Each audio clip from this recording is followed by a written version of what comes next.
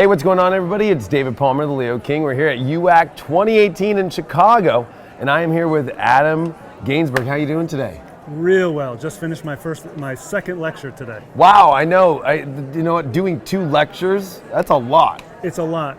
The preparation for one of them takes me at least 2-3 months. Oh, wow. Yeah, because the material I lecture on I know really well, but I get bored easily. Right. So I'm always wanting to refresh it. Yeah, and probably want to see it from every angle too, right? Every angle. And I'll even say in the middle of the talk, I'll say, the last 2 times I brought this, I saw what I was doing wrong. Here's the improved version right now. Right now. Like I'm like, here it is. So what were your lectures on? Yeah, so the first one was on my system of Mars phases. Ah. This is very cool. This is Mars and the Sun as they track around the sky. Right. It takes about 2 years, give or take, for Mars and the Sun to go around. So if you take natal Mars on the chart, and then you elevate that into Mars in the sky, I mean the actual red color of that right. Mars, the actual movement every night, every morning, you're seeing Mars rising or setting in the sky. That creates, what am I as an embodiment of the masculine? This is women too. Mm-hmm. What am I meant to do with this masculinity that I have? How am I supposed to contribute something positive? Right. Which could just totally be taking care of my family. And that's my greatest masculine dharma. Right. Other guys, they're going to be super soldiers. Right. Some guys are going to be amazing businessmen. But it's this idea of going off the chart, round, flat, 2D chart, Gotcha. and actually 3Ding it, VRing it, and coming out and going, oh my God, yeah. there's like a moving dynamic here. Right. It's like when you're in the gym and you have that pumping music, yeah. and you're at the end of your set, but you really want to just keep fucking going. Yeah, you know? and you're like, ready, and you push it through. Yes, exactly. It's a total focus on that. Right. That's like Mars in the sky. So I talked about all 13 phases of Mars, and we're all born in one of these. Right, of course. We're all born in one of these. So, you got Mars can be in 12 signs. Right. Mars can be in 1 to 13 phases, so that's 156 combinations. Yeah. It's very, very cool. And that's my next book also. It's going to be called The Heart of Mars. Awesome. The Heart of Mars. And how do you feel about this Mars retrograde that's coming up, which is actually pretty unique because it's been a long time since we've had it in this space, and also it's going to be right on this south node, and there's going to be a lunar eclipse that's going to be on it. Totally. That's a great question. Where I go with that is, first of all, Mars on the south node. Yeah. What the heck is that? I know. Mars in its function is pure agency, like pure just basically defend, protect, kill, eat, or be eaten kind of thing. It's very caveman like, ooga ooga, I want girl. Ooga ooga, Exactly. I want food. Ooga ooga, ooh, climb tree. It's kind of like, Totally. Now, Mars in Aquarius, which is the opposite. It's like, what's the latest tech? Right. Oh, whose groups are doing what? Where's my tribe? Aquarius. You put those together, man. I think more people are going to be finding more of their tribe, but they're not even going to realize that it's happening. It's going to be like, oh my God, I think I just discovered my new tribe. But it's actually my old tribe because I feel it really deeply in me. Yeah, exactly. That kind of combination of things.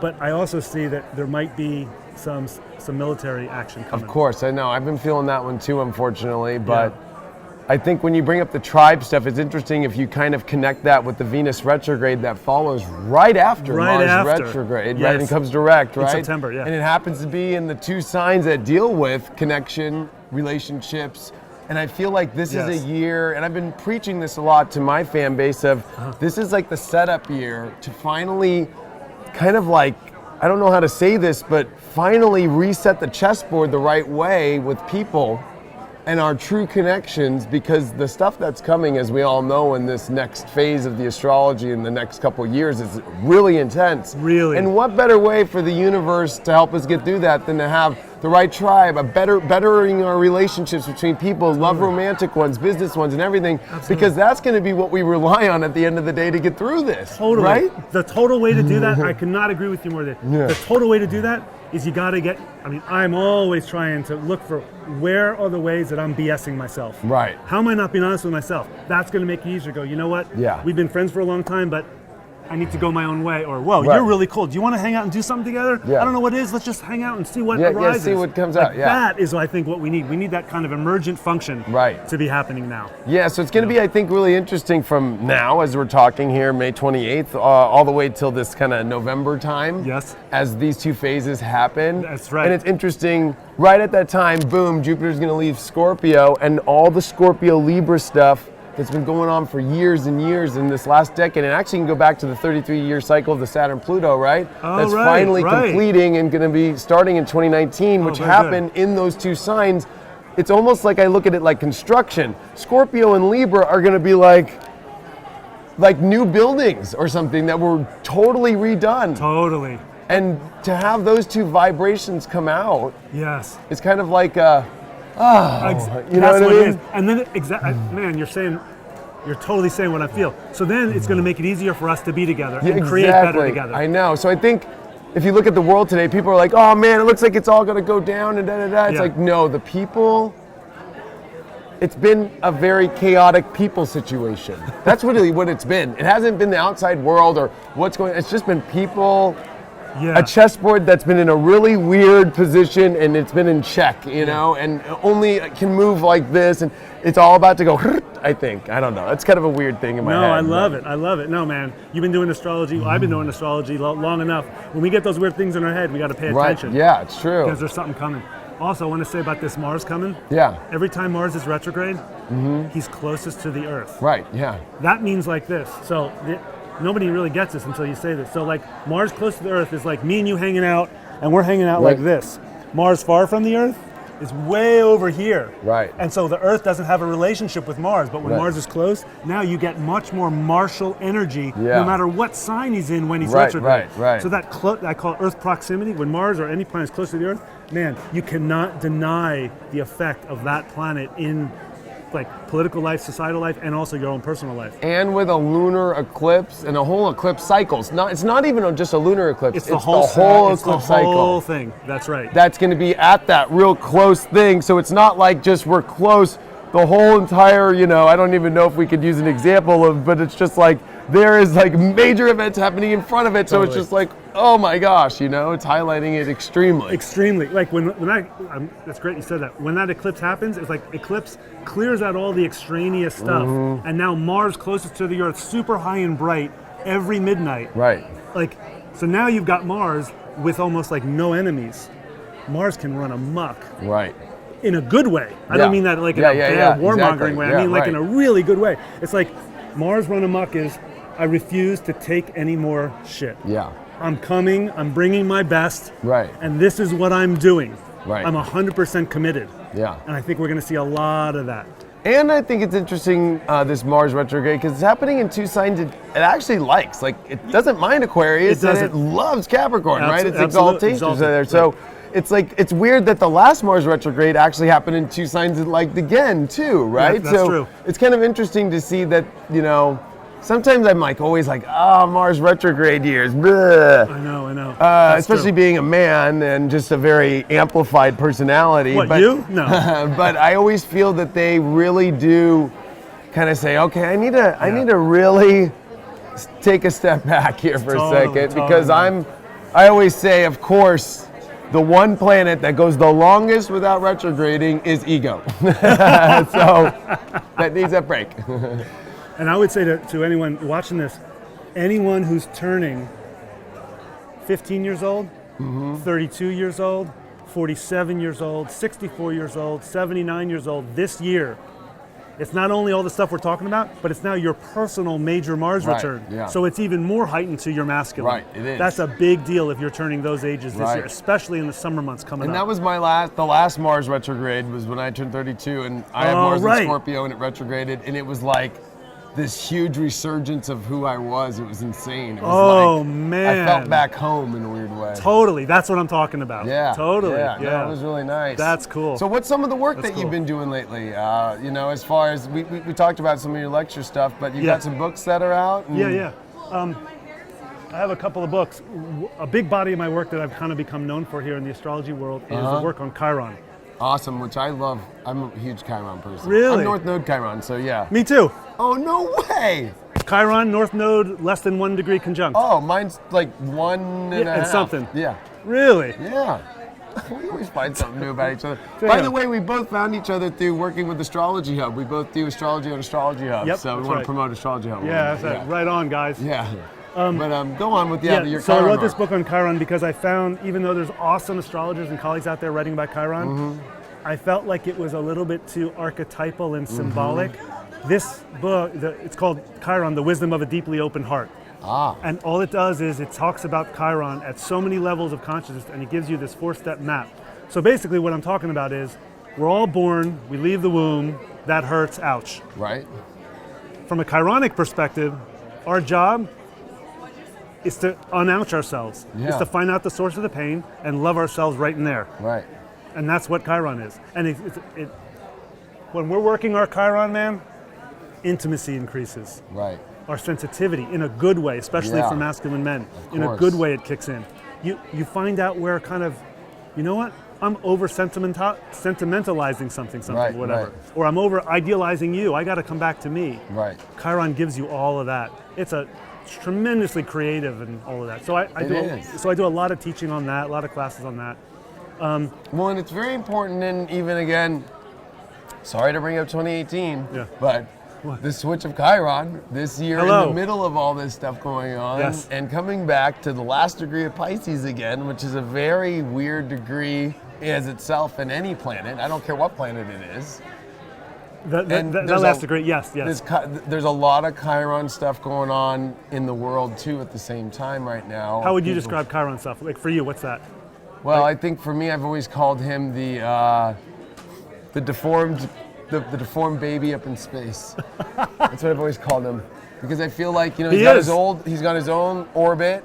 It's different than all the other ones. I feel like all the other planets look at him like Quasimodo, because it's like, you didn't become fully like us. You're not like us. You're not like us, so you're the weirdo, and you're deformed, and we don't understand you.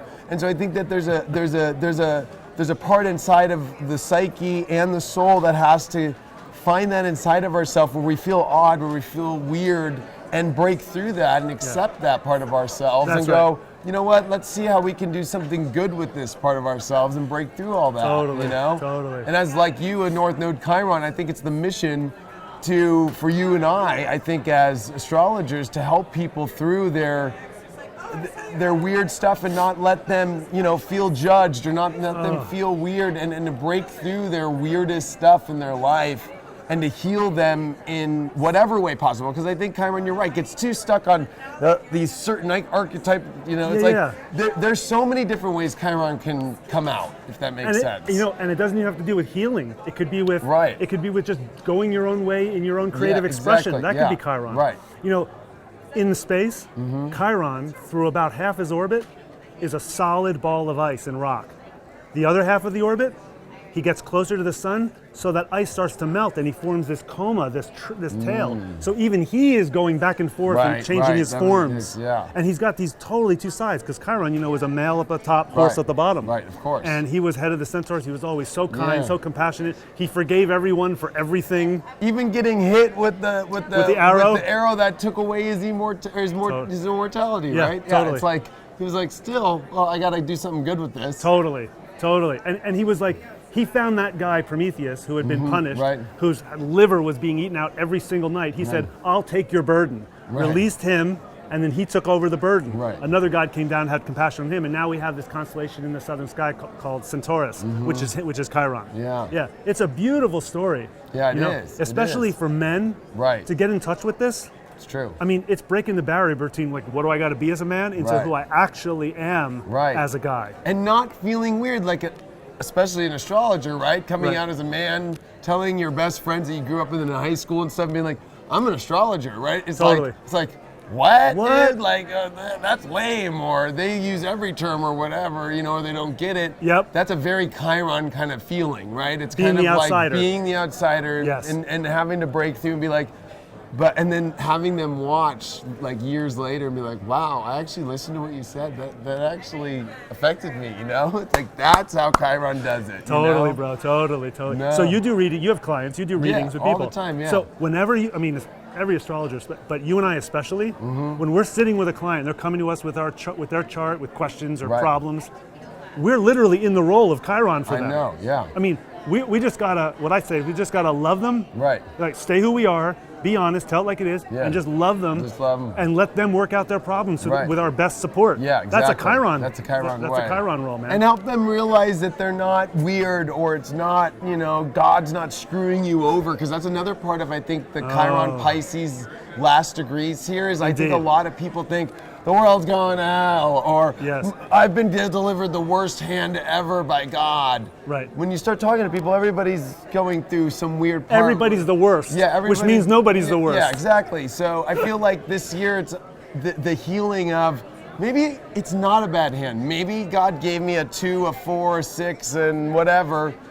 because that's what's on the blackjack table. I didn't realize what was on the river card, right? You know what I mean? And it was a 2, and I had 3 2s or whatever. I had 2 2s, right? It's like, that's the whole funny part about this, It's kind of like, oh, I feel like I've been just given this, but no, really, you haven't. Totally. And that's a perspective. Like when I've been dealt the worst hand, that's a disempowering frame of mind. It is. Well, I think the last degrees of Pisces are all about that. Because you've got nothing to hold on to. You've got nothing. There's nothing. You're falling into the depths of the deepest, and you think there's no way out ever. I feel you. But really with Chiron, I think the way to heal that is to truly go, there's a reason for all this, and it's going to be amazing. It's going to be beautiful. Amazing. And I'm going to transform that. And I think creativity right now is the way to do that. It is. That's, I think, Pisces' greatest form is true beauty and creativity in all forms and matter. It's not just attached to just music, as some people say, or something, Totally. It's all over the field, It is. I talk about it, individual creativity and us creativity. Yeah. What happens when we get together as a tribe, even just 2 people or more, and we agree, starting out, we're opening ourselves. Right. We're not trying to realize a vision. We're in this. We're like one artist in 2 bodies, or 5 bodies, or 100 bodies. And now what comes out? Right. That's interesting. So it takes a kind of integrity to kind of be willing to open yourself up, or to kind of keep a little bit of you, but be willing to take information of all kinds of ways, stars, astrology, tarot, whatever, and move that and create that out. That's beautiful. That us creativity, that we creativity. That's, I think, where look at crypto today. Right, I know. There's no way you can create a great new crypto solution. I'm not talking about coins, just the actual, a new solution for something that we need without a ton of people. You're gonna need a ton. A ton. It's great, man. So where are you going with your work now? Where's the future taking Adam? Yeah, man. I'll tell you, dude, I've been at this long enough. I can tell you where I'm guessing it's going, but I don't really know. Right, of course. But what are you fascinated with, and where do you want to take your future right now? So we're in a couple months, in August, in Colorado, at a beautiful hot springs, healing water hot springs place. Me and a couple buddies here, we are creating the second Sky Astrology Conference. Got you. Is that with Gary? With Gary and Julene. Yeah. I met Gary last night, finally, for the first time. Oh, you did? He and I just rapped for hours. That guy, I love him. He's so much fun. He's so good. I know, he's so good too. He's so good. He's one of my closest bros in the whole community. He's so cool. So we go there, basically we do half a day of classroom, but then we teach people to get out of the computer, out of the piece of paper, and actually walk outside, lay your body down on Mother Earth, look up, and be able to feel and identify morning planets, stars rising, and then at the end of the day, evening star planets and stars setting. Yeah. And so by combining that more right brain experiential thing with the chart knowledge that we all have as astrologers, man, your astrology really comes alive. It does. Yeah, so that's the skyastrologyconference.com. Awesome. Yeah, so that's happening. Personally, what I'm doing, what I'm so turned on about is, it seems like my whole astrology, everything I've done, is all going towards relationship intimacy. That's, in fact, I just gave a lecture today on my system for taking a chart, one person, taking the chart the other person, overlaying them on top of each other, it's called the bi-wheel, and then assessing, based on this system, how real are these 2 people, how much are these 2 people committed to an authentic, successful relationship that's not just needs fulfillment, but can actually grow and evolve and create together. Which I think, especially with just what we talked about at the very beginning of this interview, is so important now, and of course forever. But I think right so now, important. more than It's so ever important. in the world, this is the This is the major time. issue. This is the issue. Yes. That is what it is, intimacy in relationships. Yeah. And whether or not, and once you know that, and especially if it doesn't work, because let's be honest, like it's not like every relationship works in the world. That's right. And when it's done, you should walk away with love. With love, yeah. There has to be that listen and an understanding between both people. Exactly, exactly. And when I'm walking away from a relationship that I realize now is done for me, I apologize with sincerity. Yeah. Anything I've done to hurt you, let's work it out, let's clarify. So that when I leave, I'm not carrying any negative karma with me. I know. It's like, nobody wants that. Leave it clean and clear. Like, leave it open. Yeah.